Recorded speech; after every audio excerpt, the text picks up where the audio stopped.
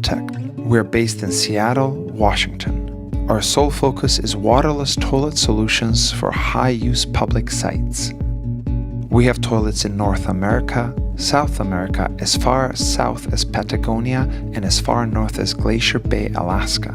We have dozens of toilet units in BC parks at some of the most beautiful and remote sites, in Strathcona Park, in Squamish, in Garibaldi near Whistler, in the Kootenays, as well as the high-use winter sites such as the Canmore Nordic Center. We have toilets at Mount Rainier, Pan Point, and also at Smith Rock State Park, an exceptionally high-use year-round desert park, and a toilet in Colorado.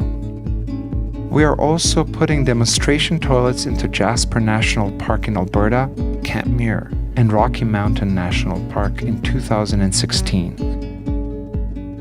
The critical technology component that differentiates toilet tech from the rest of waterless toilets, such as composting toilets, is our urine diversion conveyor belt toilet seat. We call this the behind the wall, or BTW system, and I'd like to show you how this works over the next minute of the video. This conveyor belt toilet seat is placed inside our structurally insulated panel, composite toilet structure, and its primary function is to separate urine from the human solid waste at its source, so that urine and fecal matter do not mix. Let's check in with one of the operators of TTS, the longest running system, Matt Simmons, Capital Program Manager at the District of Squamish. Historically, we'd had a portalet with the wood kind of skirting around it, and so that was pumped out every week for most of the year. And so this technology, we've utilized the composting toilet so that we can, have a better facility within the park and, reduce some of our operation and maintenance costs here as well. So historically we were spending about $2,000 a year for the rental of the portalet and the servicing. Our costs now are below $1,000, and it's just the variability of that cost is just based on the usage and some of the cleaning that's required. But largely there's a fairly significant cost savings for us, and it's been received well in the community. We also had a big problem with vandalism and graffiti in the old facility, and we're 2 years old here, and there's nothing on anything, and so that's a good indication that there's a level of respect here as well. Now let's go back and take a closer look at how this mechanism works. Urine is collected and drained off the lower bottom portion of the conveyor belt, and the solid waste sticks to the conveyor belt and is moved up the conveyor belt by the action of the foot pedal. This also displaces the waste away from the toilet hole so that the second user does not have to see it. The conveyor belt system is made from highly robust stainless steel and high-density plastic and nylon parts. It is robust enough to handle trash and any number of other objects. These objects can be pumped out of the way prior to use, as this is what tends to happen in a waterless toilet setting. The unit is accessible by wheelchair, and an additional hand crank can be added to make the system functional for handicapped people.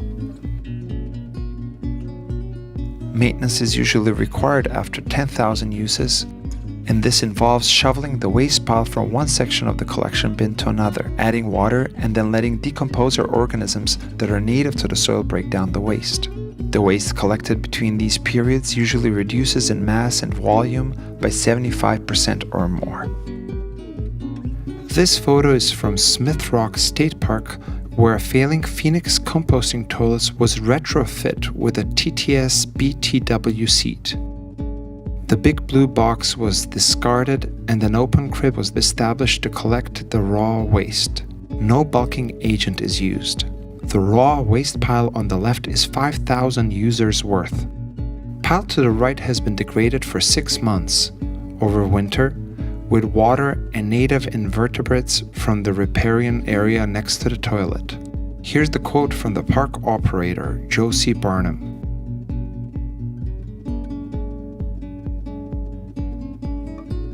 And Mark Ortega from Glacier Bay.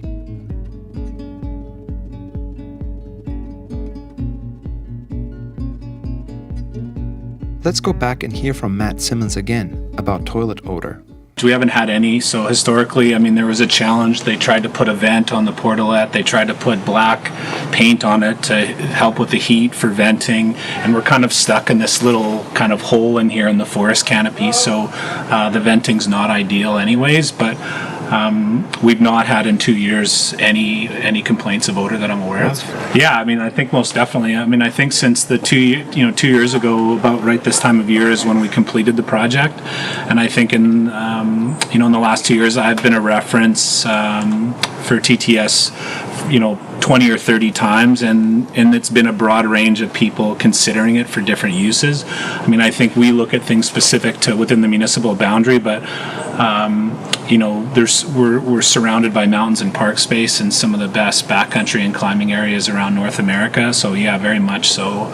I think that's the unique one of the unique benefits is that it can be in a broad range of installations. And granted, you may not be building a kind of post and beam kind of enclosure around it in a remote location, but this is an installation that's worked within 50 meters of residential, and so yeah, I think very much it's dynamic in that way.